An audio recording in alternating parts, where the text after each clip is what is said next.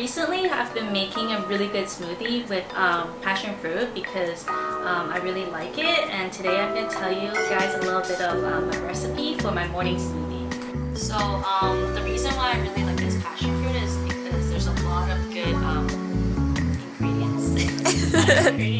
There's a lot of good stuff in it. It helps your skin complex look really nice, and it has a lot of vitamin A, and also it helps your digestive system, so it's really good for your tummy. So first of all, here's 2 passion fruits.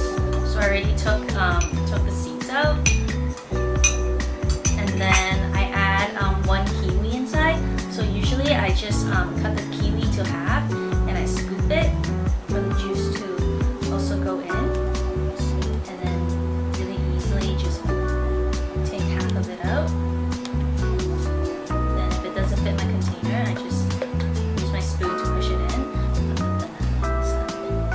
Okay, so this is all the fruit that's inside, and then afterwards I add a bit of liquid and a bit of seeds and some dates. So I like to add 2 organic dates, tablespoon I mean, so good tablespoon. A little bit of flour, it's okay. Then instead of adding milk, I like to add this coconut milk powder, 2 tablespoons into a glass, like a little bit of water. So whenever I do smoothies, I make sure there's enough liquid and some solid. And lastly, I will add 1 or 2 tablespoons of yogurt just to give it a little bit of thickness.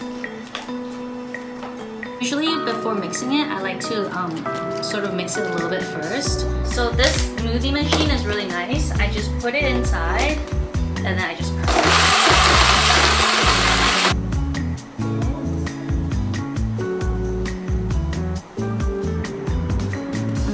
Really good. It's a little bit sweet and sour, but I can tell that there's a hint of coconut in it, and it keeps me full till like 12 p.m. So it's a good breakfast to go.